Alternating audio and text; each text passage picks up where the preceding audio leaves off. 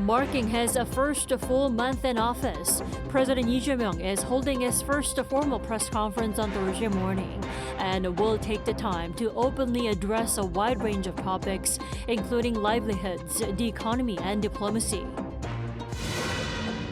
Consumer prices in South Korea rose at the 2% level in June on higher processed food prices. Notable increases were spotted in staple food items like ramyeon, bread, and coffee. The season's heat wave is hitting the entire nation. In fact, South Korea now experiences double the number of tropical nights than the country went through back in the 70s. Tomorrow marks exactly 30 days since South Korea's new president, Lee Jae-myung, took office. After weeks of traveling across the country and engaging with world leaders, President Lee is expected to lay out his administration's policy direction by taking questions directly from reporters. Our top office correspondent, Song Yoo-jin, has this preview. Communication has been one of the top priorities for South Korean President Lee Jae-myung, and that will be the focus of his first official press conference on Thursday. Unlike the traditional format where the president stands at a podium, the event will be held as a town hall meeting, where members of the press corps will sit close to the president, ask questions directly, with no restrictions on topics from the economy and diplomacy to politics and social issues. The top office says this is to enable closer communication with more reporters.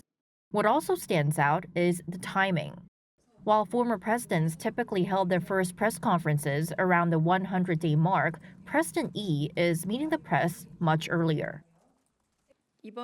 This press conference is intended to demonstrate the early stabilization of the Lee Jae-myung administration, which began without a transition committee, and to communicate actively about the direction of state affairs and major policies going forward. President Lee did not schedule any official events on Wednesday, suggesting he may be devoting his full attention to preparing for the occasion. In a social media post, the president said he arranged the press conference to reflect on the past 30 days and to renew his commitment for the remaining 4 years and 11 months of his term by humbly responding to questions from the public, whom he described as the sovereigns of the nation.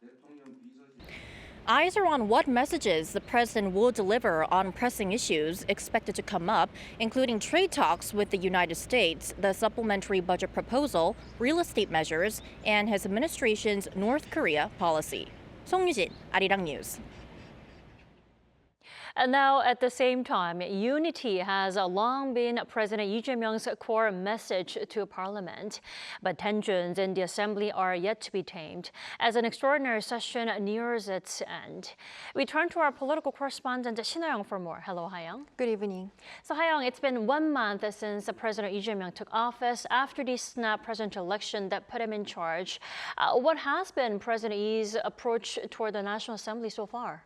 Well, first of all, I followed President Lee Jae-myung's campaign trail throughout his candidacy, where he emphasized national unity as one of his key policy pledges. And after becoming president, he extended that message to the rival parties and the National Assembly.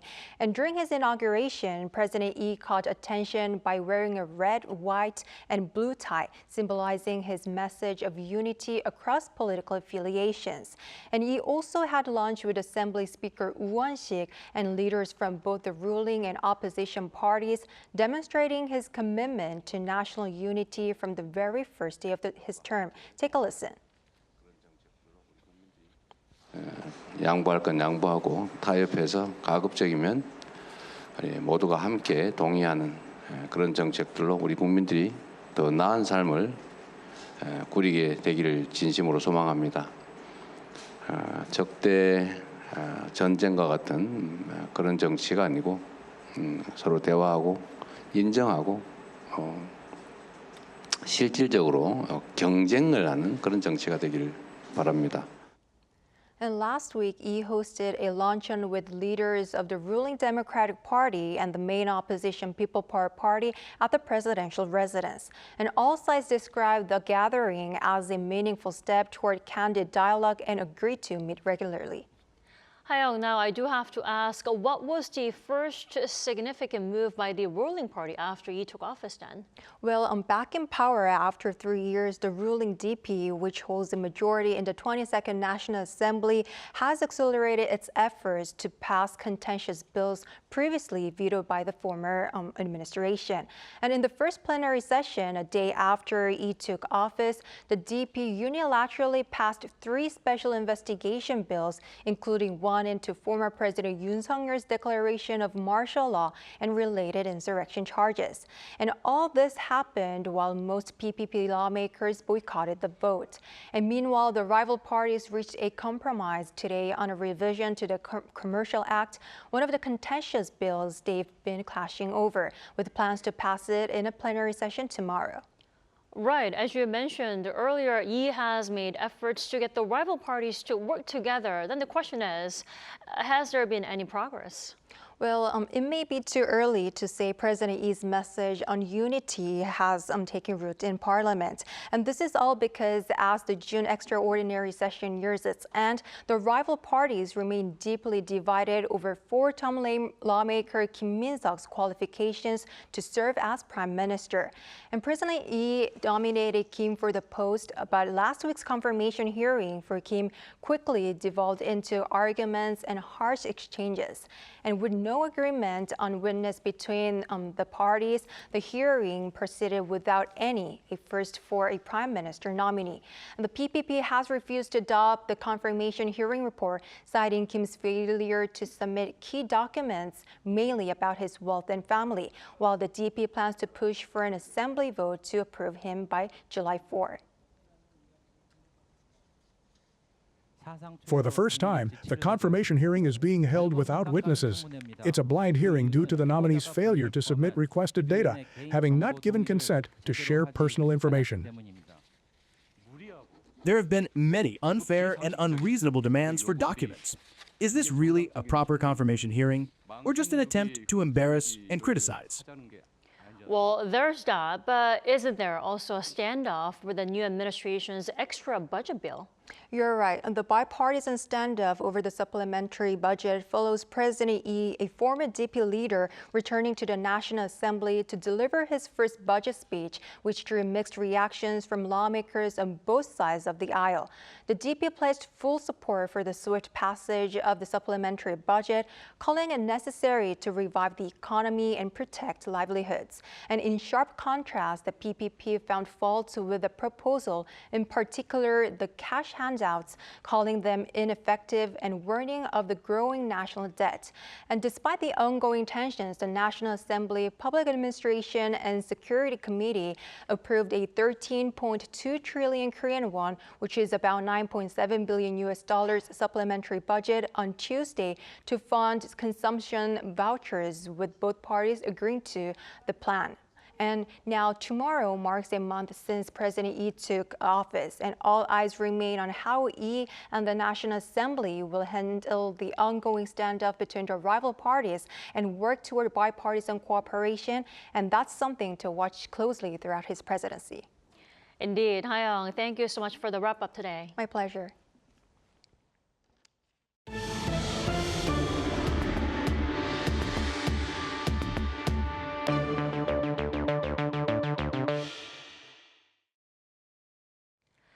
Consumer prices in June went up 2.2% in June. Now, that's the steepest on-year rise since January. Our correspondent Kim Do-yeon tells us more. Consumer prices in South Korea climbed back to the 2% range in June, marking the fastest pace in 5 months. According to the data released by Statistics Korea, consumer prices in June increased by 2.2% year-on-year. The jump comes after last month the on-year percentage dropped below 2 at 1.9. Although the increase in livestock prices has slowed, the decline in agricultural products has narrowed. Petroleum products have turned upward, and prices for processed foods and other items, excluding dining out, have risen further, resulting in a 2.2% year-on-year increase. Processed food prices, in fact, jumped 4.6% for the sharpest increase since late 2023. And this means bread, coffee, and ham led the gains, but one of the most popular processed foods for Korea, ramyeon, also jumped. Once a cheap source for a quick meal, ramen prices aren't what they used to be. On year, the prices have jumped 6.9%. That's the highest in 21 months. The government explains that this is due to ingredient prices going up.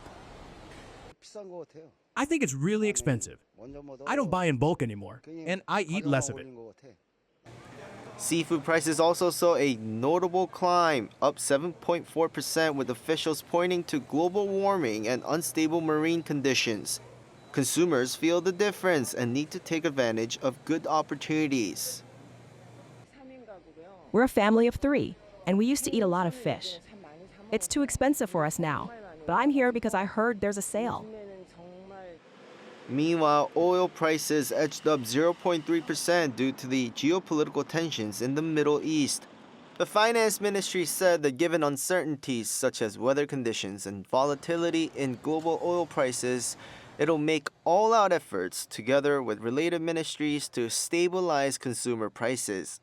In particular, to keep food prices in check, it plans to continue measures such as discounts on agricultural, livestock, and fisheries products, as well as applying quota tariffs on key food ingredients. Kim Do-yeon, Arirang News. Hyundai Motor and Kia set a new record by selling over 893,000 vehicles in the U.S. during the first half of 2025, marking a 9.2% increase compared to the same period last year. Now, eco-friendly vehicle sales grew, driven by a surge in hybrid demand, though electric vehicle sales declined. Despite the impact of U.S. President Donald Trump's tariffs on automobiles, Hyundai and Kia sold over 473,000 vehicles during the second quarter. This is a 7.9% increase from the same period last year, marking their best ever second quarter performance. South Korea's Hyundai Rotem successfully completed negotiations on a deal to export additional K2 tanks to Poland, according to the state-owned procurement agency on Wednesday.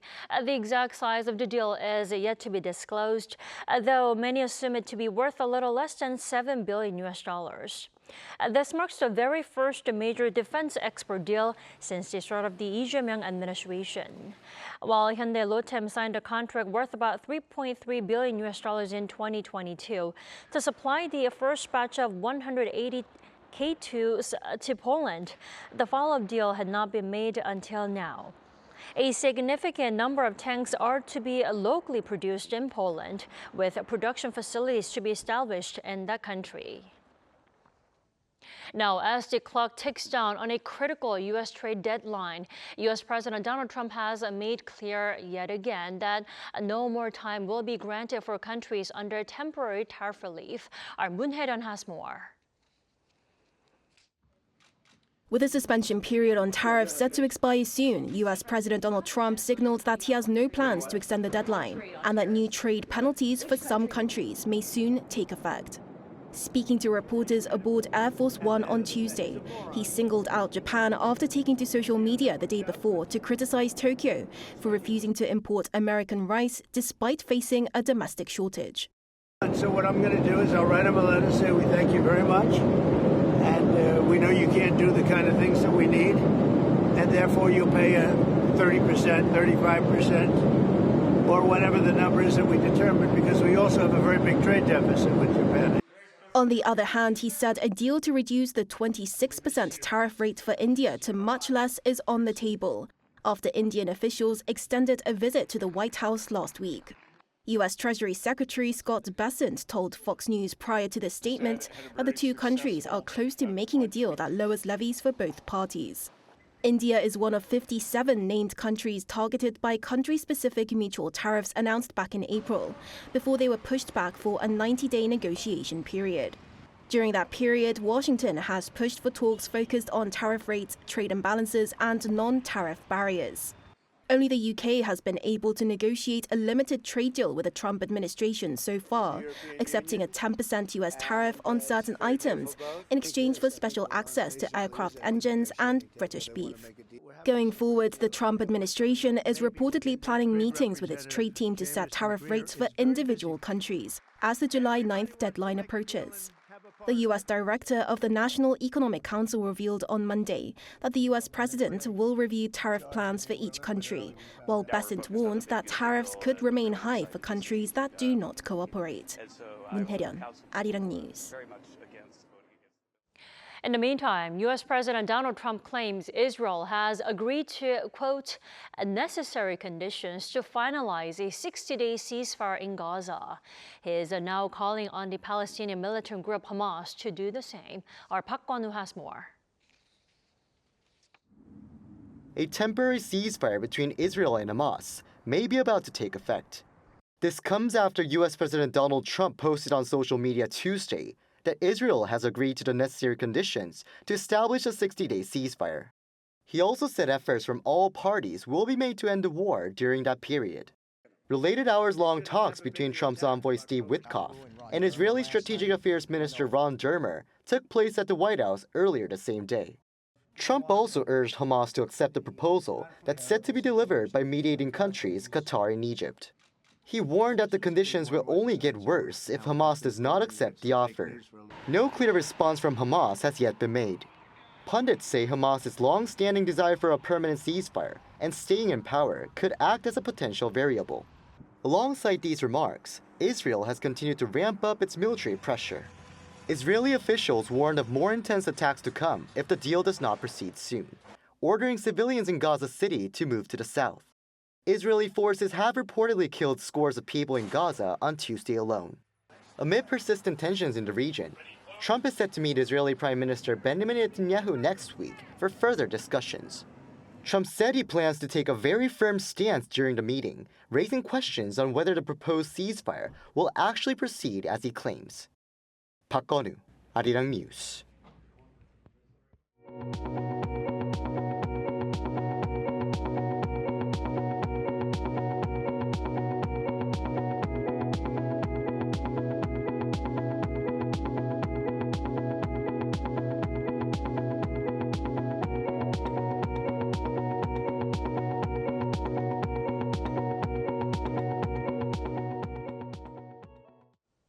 Unlike the average summer where heavy monsoon rain covers the peninsula and as scorching heat takes over the country, this summer might be different. But what is usual is that people are looking for ways to beat the heat. Our An Sung-jin has this report. Children splash their feet while some sit around to cool off from the heat. Amid the sweltering heat wave in Korea, people have gathered to escape the heat. It's not raining, it's really sunny and the waters feel cold and nice. Even though it's the monsoon season, it wasn't raining, so I came here to cool down with my mom. This summer has become known as a dry monsoon season. Though some moments of showers were seen throughout June, this year saw less water but more heat. Heat wave advisories have already been issued, and according to the Korea Meteorological Administration, the number of days with heat waves has hiked since the 1970s. The average number of days with extreme heat in the 1970s was 8.3 days, which nearly doubled to 14 days in the 2010s, which again jumped to 16.7 days in the 2020s. Though variables still exist, an expert from the Korea Meteorological Administration says that though the peninsula is not experiencing a widespread monsoon, hot and humid conditions will persist, with a feel-like temperature to hover above 30 degrees. South Korea is currently experiencing intense heat and humidity due to the North Pacific high air pressure. Though some areas are seeing showers during the day due to atmospheric instability, the main monsoon front, which typically brings heavy season rain, is already up in China and North Korea. However, the air pressure system continues to linger over the peninsula, with temperatures likely to climb into next week. The heat wave will continue in the coming days, but the KMA has said that it will keep an eye on the approaching weather pressure pattern, the temperature, and other key factors to see whether the intense nationwide heat wave will hold steady or ease up. An Sung-jin, Arirang News. This week, Seoul isn't just Korea's capital city. It's a K-drama set. From filming spots to fan events, visitors are living out their favorite scenes. Our Park Hyo-bin takes us there.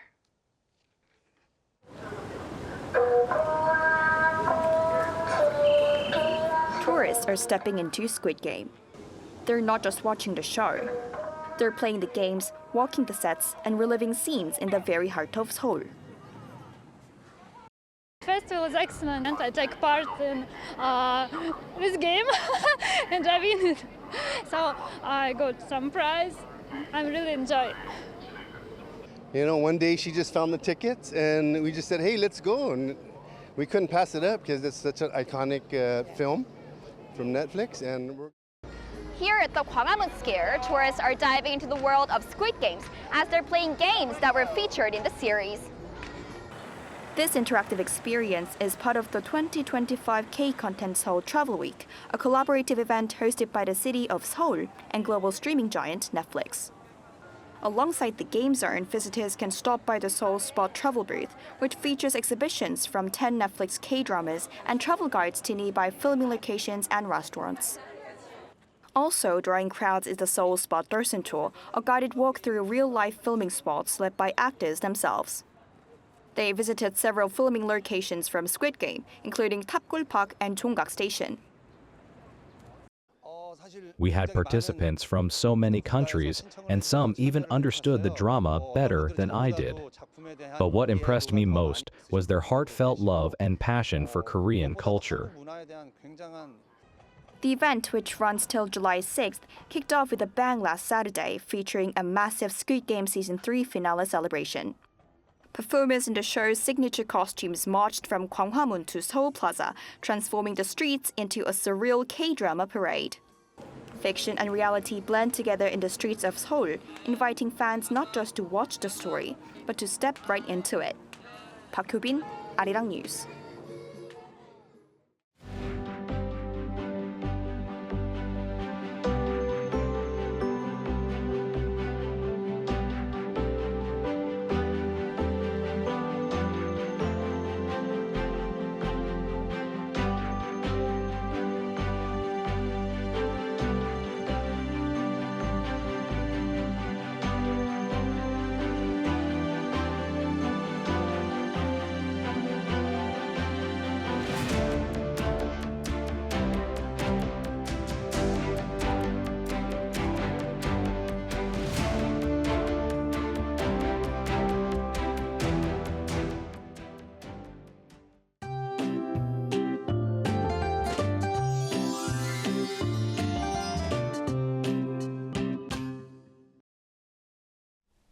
These days, it's easy to get tired from the scorching heat day and night. The lowest temperature in Gangneung last night did not fall below 30 degrees Celsius, which is classed as a super tropical night. Also in Seoul, tropical nights have been continuing in Seoul for 3 days. With heat wave warnings and advisories in most parts of the country, there are many areas where the temperatures fell around 35 degrees today. In Jeonju, it fell as high as 36 degrees. It's easy to get heat-related diseases in these steaming conditions, so please take care of your health. Tomorrow morning will still be warm around 24 to 26 degrees all over the country. Daily highs will go up to 32 degrees in Seoul and Jeju, 36 degrees in Daegu and Gyeongju. A heat wave without any rain will be seen for the time being. That's all for Korea. Here are the weather conditions around the world.